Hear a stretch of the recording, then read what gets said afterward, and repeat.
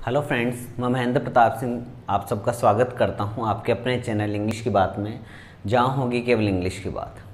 Last video में हमने देखा है कि कम्पिटिटिव एग्ज़ाम्स के लिए या फिर 9, 10, 11, 12 आरबीएस एंड सीबीएसई कि हम इंग्लिश ग्रामर पढ़ने की कोशिश कर रहे हैं और हम उसमें काफ़ी सफल भी रहे हैं। अपना जो पॉइंट चल रहा है अभी 10th चल रहा है, मैंने कहा था इसमें हो सकता है आपके 5 से 6 वीडियो हों, छोटे छोटे वीडियो होंगे ताकि आप पर डे उनको क्लियर कर सकें, लेकिन वो बहुत पावरफुल रूल होंगे और वो रूल्स होंगे बेसिकली जो एग्ज़ाम्स में पूछे जाते हैं। उनकी शॉर्ट ट्रिक्स भी मैंने आपको आसानी से बताई थी। आज हम जो 6 रूल्स पढ़ने जा रहे हैं वो भी बहुत ज़्यादा इंपॉर्टेंट हैं और उनमें से जो 4 रूल हैं उनका एक ही ट्रिक रहेगा जो बहुत ईजी वे में आपके समझ में आ जाएगा। तो बिना समय गवाए हम अपने टाइमिंग पे आते हैं, अपने पॉइंट पे आते हैं और इसको क्लियर करने की कोशिश करते हैं। जस्ट पहला जो है, जो एक ही ट्रिक में मैं आपको बताऊंगा, उसके बाद मैं उसका एक्सप्लेनेशन करने जा रहा हूँ। पहला है सिंस, फॉर एंड ऑल। यही एक ऐसा रूल है जिसके 4 रूल हैं जो कई बार एग्जाम्स में पूछे जाते हैं और आप यूँ मानेगा मोस्टली एग्जाम्स में पूछे जाते हैं और ये बहुत ज़्यादा कंफ्यूज भी करते हैं। सीधी बात है, if we get since for all in any kind of sentence, अगर किसी सेंटेंस में हमें सिंस फॉर ऑल मिले तो अपने दिमाग में कौन सा एक ऐसा वर्ड आना चाहिए जो हम इसमें भरें। तो सिंपल सी बातचीत है कि जब भी किसी वाक्य में सिंस फॉर ऑल मिले तो अपने दिमाग में जो सबसे पहला पॉइंट है वो हैज़, हैव और हैड आना चाहिए। अब इसका क्लेरिफिकेशन मैं आपको देने वाला हूँ। हैज़, हैव, प्लीज़ आप इतना ही लिखें, हैज़, हैव, बीन। इंग आपके माइंड में सबसे पहले आना चाहिए और इंग आपको पता है कि वो आपके फर्स्ट फॉर्म में लगता है। जब भी किसी वाक्य में दोबारा सुनेगा आप, मैं इसको क्लियर जरूर करूंगा, आप आराम से पूरा वीडियो देखिएगा विदाउट स्किप किए हुए, ताकि आप इसको आराम से समझ जाएं। यदि किसी वाक्य में सिंस फॉर ऑल मिले तो हमारे दिमाग में सबसे पहला आंसर है वो has, have plus been plus first form plus I N G आना चाहिए। इसका जो क्लेरिफिकेशन मैंने आपको एक वीडियो में कर रखा है कि जो भी सिंगुलर सब्जेक्ट हो उनके साथ में हैज़ और जो भी प्लूरल सब्जेक्ट हो उनके साथ में हैव का यूज़ करते हैं, क्योंकि जो भी सिंगुलर वर्ब्स होती हैं वो अपने लास्ट में जे साउंड लेती हैं। पॉइंट पे आते हैं आगे। लेकिन अगर वाक्य पास्ट में हो तो आप हैड बीन इंग का यूज़ करेंगे, हैड बीन इंग। दोबारा से सुनिएगा ये रूल, जो 4 रूल आपके एक साथ क्लियर करने जा रहा है कि यदि किसी वाक्य में सिंस, फॉर या ऑल मिले तो हम उसमें सबसे पहला अपना जो आंसर है हैज़, हैव बीन, इंग, और यदि वाक्य पास्ट से बिलोंग करता है तो हम उसमें हैड बीन इंग का यूज करते हैं। अब ऐसा क्यों? ऐसा सर आपने कैसे बताया कि मोस्टली हम हैज़, हैव बीन, इंग भरते हैं या फिर हैड बीन, इंग भरते हैं? उसका क्लियरिफिकेशन अब मैं 4 एग्जाम्पल के थ्रू करना चाह रहा हूँ। आप देखते जाएं, आराम से इसको समझते जाएं, क्योंकि कंसेप्ट क्लियर होंगे। अपना सब्जेक्ट नहीं है, इंग्लिश एक लैंग्वेज होती है जिसको हम बहुत अच्छे से सीख सकते हैं, न कि इसको रट सकते हैं। आप देखेंगे first example, Ram blank space, जैसा कि एग्जाम में आपको देखने को मिलेगा, write a letter since Monday. एक एग्जाम्पल है, आप पहले पूरे एग्जाम्पल लिख लीजिएगा फॉर, उसके बाद में आप इसको आराम से कर सकते हैं। Sita blank space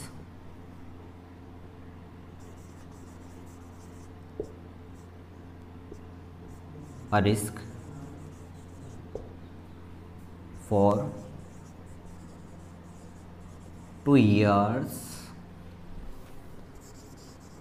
but she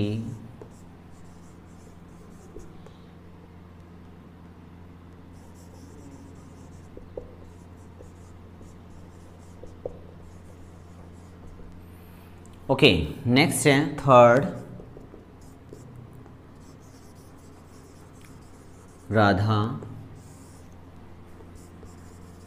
make tea for 2 days।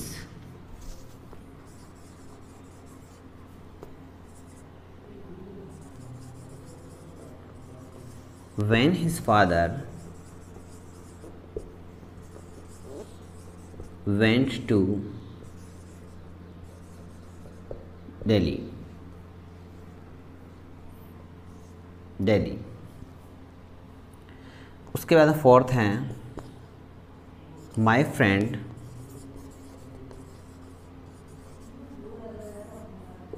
Live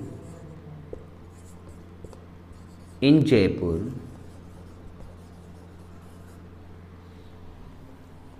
since his mother got ill। आप देख पा रहे हैं आपके सामने 4 एग्जाम्पल मैंने राइट कर दिए हैं और इन चारों एग्जाम्पल से मैं आपको बताऊंगा कि 4 रूल एक साथ कैसे क्लियर होते हैं। ये 4 रूल्स हैं। मैं आपको एग्जाम्पल के पहले मैं आपको एग्जाम्पल बताता हूँ, उसके बाद में जैसे मैंने आपको वे बताया है, बहुत अच्छे है आपको लर्न करने का। किसी भी रूल को लर्न करने के बजाय आप एग्जाम्पल देखें और एग्जाम्पल के थ्रू अगर आप लर्न कर पाते हैं, रूल को आप लिख पाते हैं, तो परमानेंटली आपके दिमाग में स्टे हो सकता है। अभी चलते हैं इस वाक्य पे। अभी हम देखते जा रहे हैं राम जो अपना सब्जेक्ट है, राइट से हमें कुछ करना है, और लेटर से हमें पता नहीं चल पा रहा कि कौन सा टेंस है। लेकिन जैसे आपको सिंस फॉर ऑल में से कोई भी एक चीज़ नज़र आती है, आपके दिमाग में परफेक्ट कंटिन्यूस टेंस आता है, क्योंकि सिंस और फॉर का आपको अगर यूज़ पता हो, जो लास्ट वीडियो मैंने आपको बता रखा बहुत अच्छे से, वो परफेक्ट कंटिन्यूस टेंसेज में होते हैं। तो ये तो क्लियर हो गया कि ये परफेक्ट कंटिन्यूस टेंस का है, और उसके बाद में टाइम वर्ड और है। तो अब सुनिएगा रूल नंबर 1 इसका, कि यदि किसी वाक्य में समय सूचक शब्दों से पहले, टाइम वर्ड से पहले सिंस फॉर ऑल आए, दोबारा सुनेंगे, यदि किसी वाक्य में समय सूचक शब्दों से पहले, टाइम वर्ड से पहले सिंस फॉर ऑल आए, तो अपने दिमाग में परफेक्ट कंटिन्यूस टेंस आता है। But we know there are 3 kinds of perfect tenses. Perfect tense 3 होते हैं, प्रेजेंट का, पास्ट का एंड फ्यूचर का। तो कौन सा मुझे भरना चाहिए और वाक्य समाप्त हो जाए, फिनिश हो जाए। तो जैसे वाक्य फिनिश हो जाए टाइम वर्ड के बाद में, तो पक्का दिमाग में डाल लीजिएगा कि प्रेजेंट परफेक्ट कंटिन्यूस टेंस आपको उसमें भरना है। It means has have been और इंग भरना है। इसके अकॉर्डिंग आपने लिया has, because this was singular subject has, उसके बाद में आपने लिखा बीन, और उसके बाद में आप लिख देंगे राइटिंग। उम्मीद है आपको बहुत अच्छे से समझ में आ चुका होगा। दोबारा देखेंगे, रूल नंबर 1 है, आप ये लर्न करने का तरीका है जो आप एक ट्रिक में लर्न करेंगे कि किसी भी वाक्य में सिंस फॉर ऑल आए, सबसे पहले हैज बीन अपने माइंड में आना चाहिए। But if the sentence belongs with past tense then we have to write had been ing. ये अपनी शॉर्ट ट्रिक है, और ये चारों रूल हैं कि लगभग 75% में हैज बीन इंग आता है, और लगभग 25% सेंटेंसेस में हम हैड बीन इंग का यूज करते हैं। 4 में से 1 में हम करेंगे हैड बीन इंग का, बाकी 3 में हैज बीन इंग का करेंगे। कब करेंगे?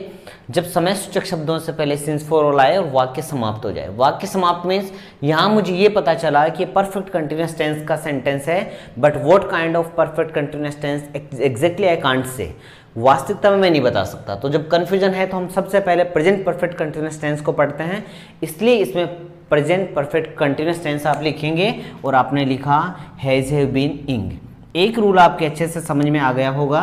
जब आप कमेंट बॉक्स में लिखें, लाइक जरूर करें अगर आपको पसंद आ रहा है, तो कमेंट बॉक्स में ये लिखें आपको कौन सा रूल बहुत अच्छे से समझ में आया है, कई शॉर्ट ट्रिक्स आपको बहुत अच्छे से काम आ रही हैं, और नहीं आ पा रहा तो कौन सा रूल समझ में नहीं आ पा रहा है, आप कमेंट बॉक्स में जरूर डालें। नेक्स्ट पे आते हैं, फिर से वही शेड्यूल। आपने लिखा सीता टेक अ रिस्क, अभी तक कुछ समझ में नहीं आया, लेकिन जैसे फॉर आया और उसके बाद में टाइम वर्ड आया तो आप समझ गए होंगे कि ये भी परफेक्ट कंटिन्यूस टेंस का वाक्य है। यदि समय सूचक शब्दों से पहले सिंस फॉर ऑल आए और वाक्य एकदम कंटिन्यू रहे, जारी रहे। यहां आप देख पा रहे हैं आपको 2 ब्लैंक स्पेसेस मिले एक ही सेंटेंस में।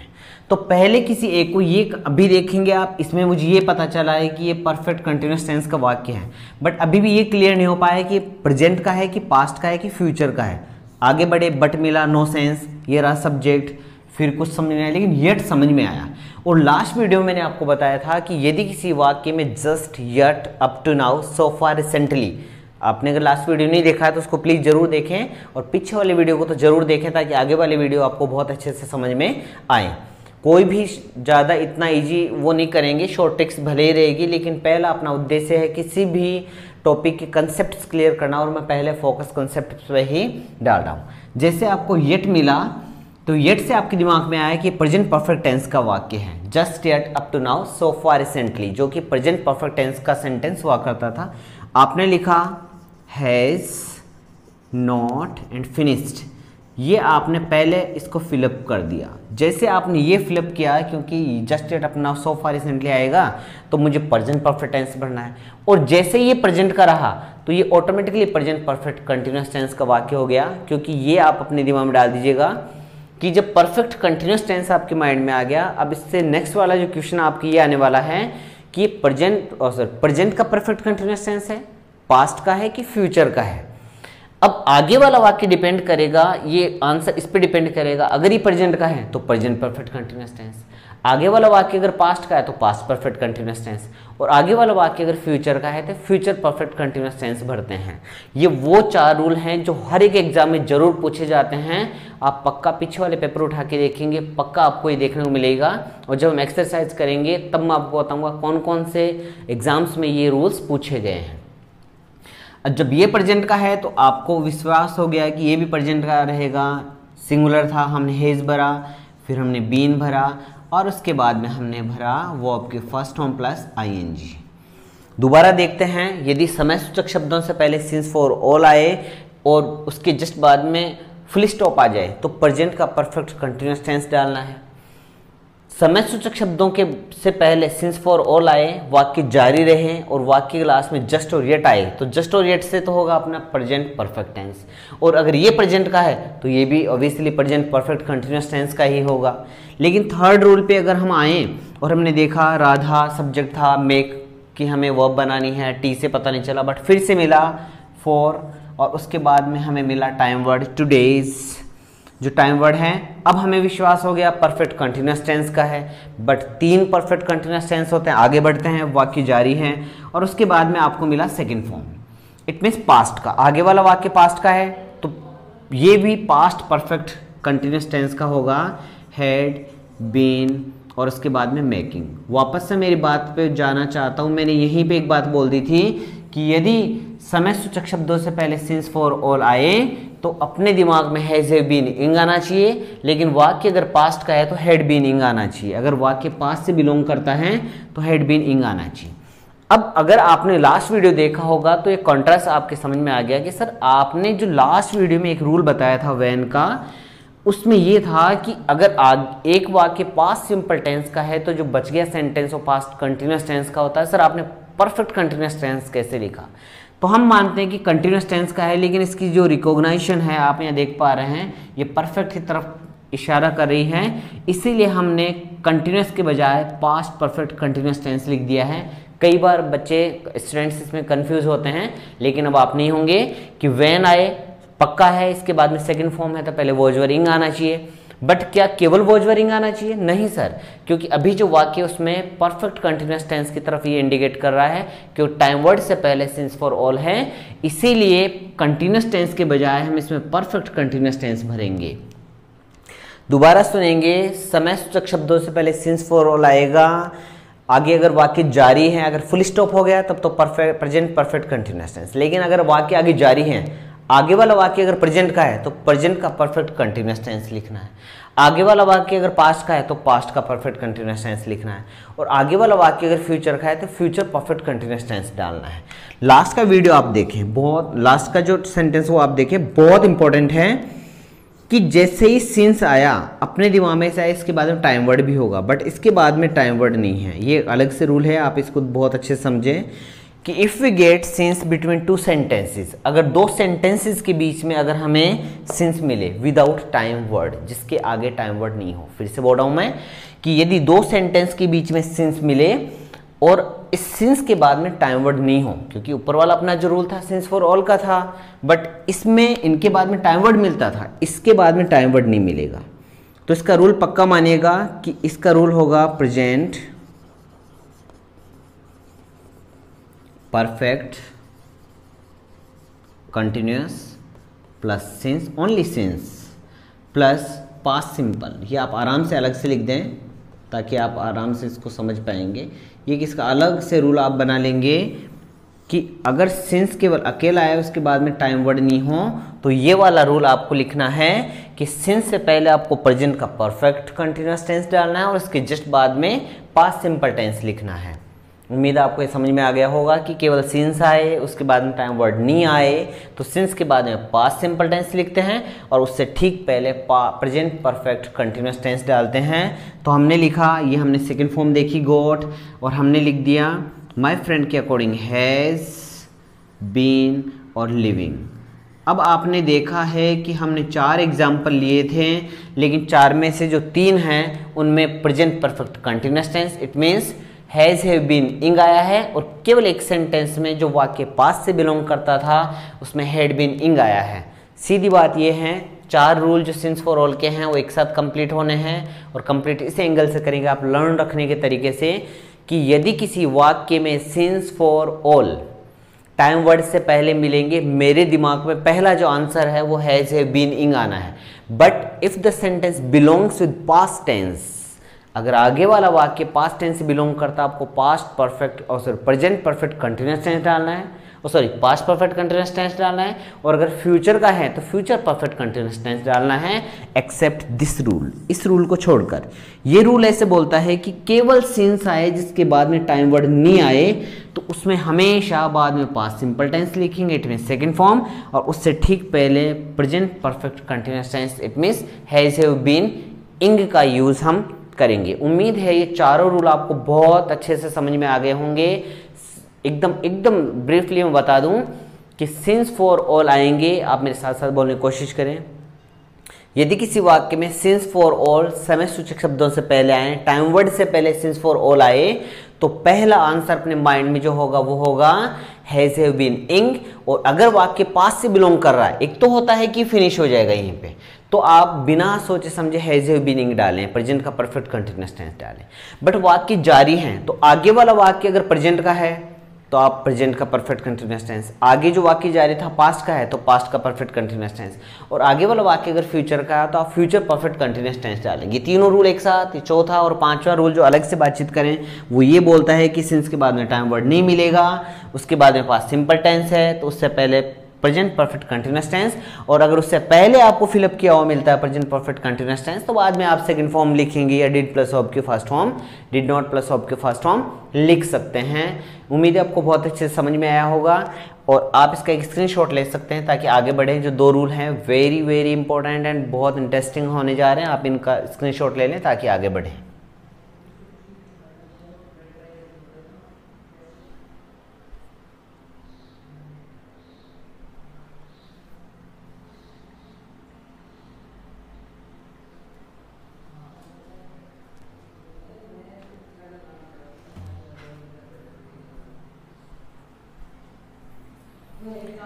आगे बढ़ेंगे। जो 2 रूल अब मैं बताने जा रहा हूँ वो भी बहुत इजी हैं, बहुत आपके सटीक से फटाक से दिमाग में बैठने वाले हैं। 4 रूल आपने एक साथ पढ़ लिए हैं जो उम्मीद है आपको बहुत अच्छे से समझ में आ गए होंगे। और आप कमेंट बॉक्स में ये जरूर लिखें कि क्या अपना जो मेथड है पहले हम रूल राइट करते हैं और पहले हम एग्जाम्पल राइट करते हैं and after that through example we make rules. क्या ये सही है? क्या इससे आपको अच्छे से लर्न हो रहा है? नहीं तो इसमें क्या इम्प्रूवमेंट होना चाहिए आपके हिसाब से? नेक्स्ट है वेरी इजी एंड, और उसके बाद में है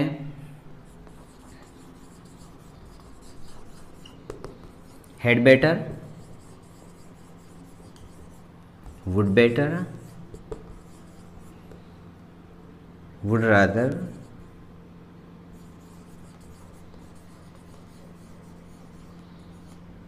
and rather than।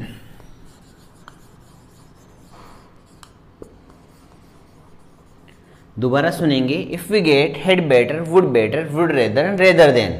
पहले एंड का देखते हैं।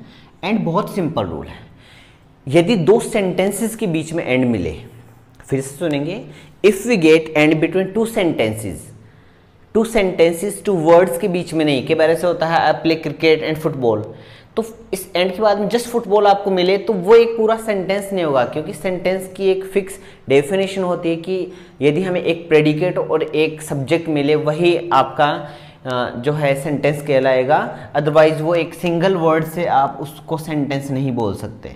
तो आप देख पा रहे हैं, मैं इसके 2 एग्जाम्पल राइट करता हूं ताकि आपको अच्छे समझ में आए। She plays a match and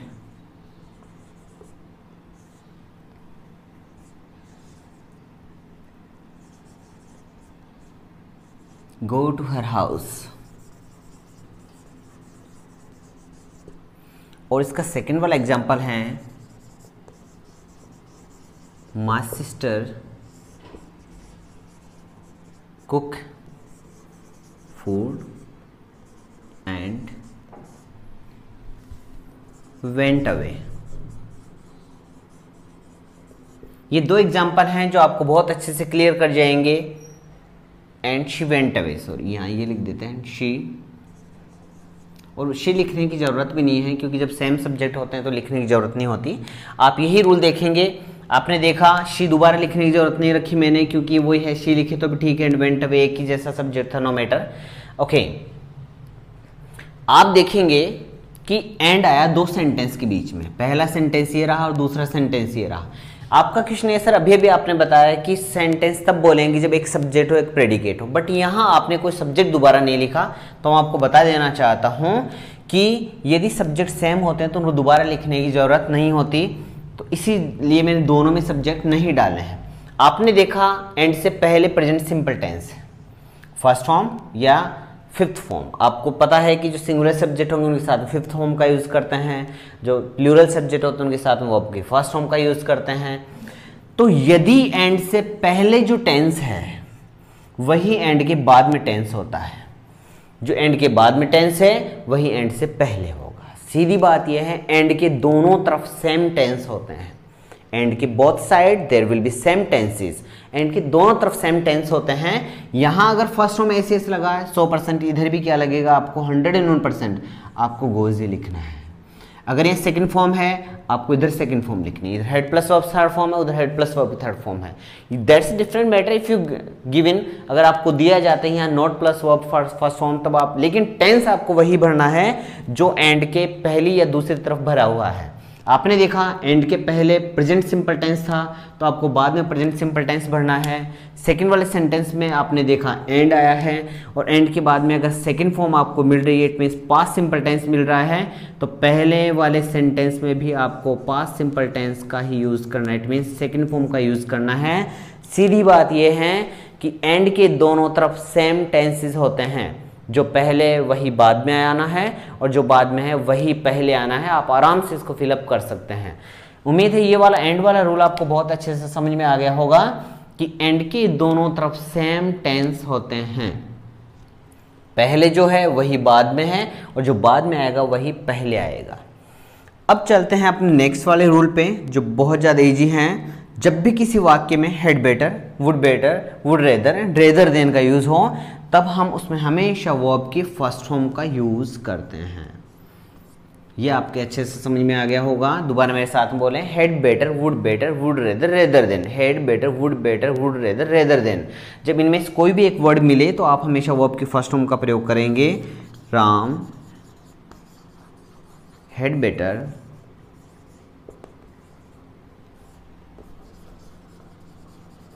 play cricket.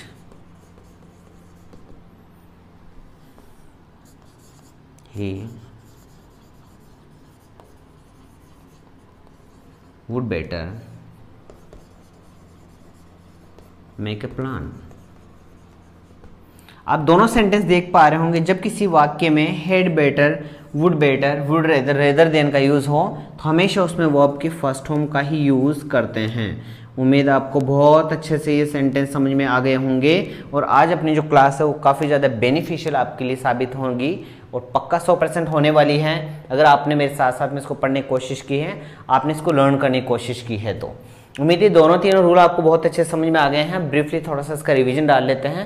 Please video को लास्ट तक देखते रहें। मेरा रिवीजन ही डिवीजन है, जब तक आप रिवीजन नहीं करेंगे आपका डिवीजन पॉसिबल नहीं है और without division we can't get any kind of job and any kind of much better percentage in our 10th and 12th level. आप देखते हैं एंड के both side there will be same tenses, both के दोनों तरफ same tense होते हैं। सीधी बात यह है एंड से पहले जो वर्ब भरी हुई है वैसे ही आपको बाद में भरनी है। इधर प्रेजेंट सिंपल टेंस है, इट मीन्स इधर भी प्रेजेंट सिंपल टेंस भरना है। आपने दूसरे वाक्य में देखा आगे आपको पास्ट सिंपल टेंस लग रहा है तो इधर भी पास्ट सिंपल टेंस, आगे वाले वाक्य में फ्यूचर सिंपल टेंस तो इधर भी फ्यूचर सिंपल टेंस। जो पहले वही बाद में, जो बाद में वही पहले टेंस होगा। आगे बातचीत करें नेक्स्ट वाले रूल पे, head better, would rather, rather than. अगर किसी वाक्य में ये मिलते हैं तो उसमें हमेशा वो आपके फर्स्ट फॉर्म का यूज़ करते हैं। उम्मीद ये तो बहुत अच्छे से समझ में आ गया होगा। और बातचीत करें सिंस फॉर ऑल की, तो सिंस फॉर ऑल आए टाइम वर्ड से पहले वाक्य समाप्त हो जाए, present perfect continuous tense. But वाक्य जारी रहे तो आगे वाले वाक्य जो हैं वुड डिसाइड करेंगे, क्योंकि सिंस फॉर ऑल आते ही अपने दिमाग में एक ही बात आती है कि परफेक्ट कंटिन्यूअस टेंस का वाक्य होगा। और परफेक्ट कंटिन्यूअस टेंस का वाक्य है तो इट मीन्स है परफेक्ट कंटिन्यूअस टेंस का, लेकिन मेरे पास 3 परफेक्ट कंटिन्यूअस टेंस है, प्रेजेंट का, पास्ट का, फ्यूचर का। तो कौन सा भरूं? आगे वाला वाक्य अगर प्रेजेंट का है तो present perfect continuous tense, past का है तो पास्ट का perfect continuous tense, and future का है तो future perfect continuous tense. But एक रूल अलग से आया था, इसमें सिंस आ गया था और सिंस के बाद में कोई टाइम वर्ड नहीं आया था, तो इसके बाद में सेकंड फॉर्म का यूज करना है और उससे पहले हैज, हैव और बीन, इंग का आपको यूज करना था। ये समझ में आ गया होगा। ये रूल कई बार आपसे पूछा गया है और इसमें सबसे बड़ी जो मिस्टेक करते हैं वो ये करते हैं। मैं आपको एक अलग से इसका एग्जांपल दे देता हूं ऊपर। He read here since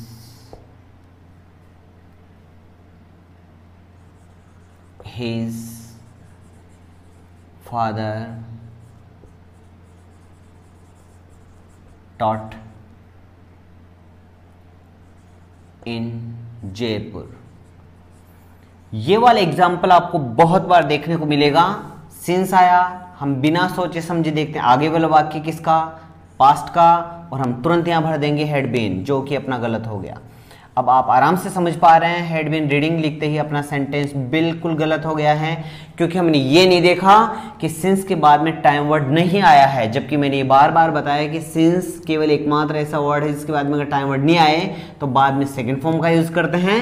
और इधर अपना जो करेक्ट आंसर है ये अपना गलत है और करेक्ट आंसर होगा हैज बीन इंग। और इसी जगह जो भी पढ़ने वाले बच्चे होते हैं जिन्होंने रूल भी अच्छे से लर्न किया है वो बहुत गलत कर बैठते हैं और अपना 1 नंबर माइनस मार्किंग के लिए दे बैठते हैं। इसलिए इस बात का हमेशा ध्यान रखना है आपको कि हमें ऐसा कोई ऑफर उसको नहीं देना है कि बेसिकली यहाँ वो बहुत कम आपको ब्लैंक स्पेस देगा, इस तरफ देगा ताकि एक छोटा सा कन्फ्यूजन आए कि जैसे सिंस देखा आपने, पास्ट टेंस देखा आपने, हेड बीनिंग भर दिया, आप अच्छे से पढ़ के गए थे, अच्छे से लर्न करके गए थे, लेकिन अगर इसके बाद में टाइम वर्ड नहीं है तो बाद में 100% आपको यही मिलने वाला सेकंड फॉर्म, लेकिन पहले आपको प्रेजेंट का परफेक्ट कंटिन्यूअस टेंस भरना है। उम्मीद है ये वीडियो आपको बहुत कोऑपरेट करेगा, बहुत सपोर्ट करेगा आपके आने वाले एग्जाम्स में। और अगर आपको ऐसे ही वीडियो और चाहिए और आपको बहुत अच्छे अगर आपको वीडियो चाहिए हैं, आपको बहुत अच्छे पसंद आ रहे हैं, तो प्लीज़ मेरे चैनल को, मेरा क्या आपके अपने चैनल जो इंग्लिश की बात है उसको लाइक, शेयर एंड सब्सक्राइब जरूर करें और ऐसे पूरे वीडियो को लास्ट तक देखें ताकि आपको अच्छे समझ में आए। इसके बाद में एक और वीडियो, उसके बाद में आपका एक टेस्ट होगा जिसमें आप आराम से उसको ज्वाइन कर सकते हैं और आराम से उसके अपनी जो तैयारी है, अपनी जो प्रिपरेशन है उसको आराम से तैयार कर सकते हैं। जस्ट एक बात हमेशा ध्यान रखने की है, काफ़ी सारे एग्जाम्स में फेल होने के बाद भी जीतने का जो दावा होता है एक ही लाइन पे आता है, अगर हम मान लेंगे तो हार है और अगर हम ठान लेंगे तो जीत है। लॉकडाउन में इस बात को ठान के बैठे हैं कि जब न्यू वैकेंसी आएगी या जब एग्ज़ाम लगेगी अपना नंबर 100% है और हम 100% नंबर लेके आएंगे, ये हमने ठान के बैठे हैं हम लोग। और इन्हीं वीडियो के जरिए हम जरूर अब की बार इंग्लिश उस पार, अब की बार जॉब है अपने ही जेब में, अपनी बिल्कुल अपनी एक पोस्ट हमने हायर कर ली है। पसंद आए, thank you, thanks a lot. Subscribe करना बिल्कुल नहीं भूलें। Thank you, thanks a lot.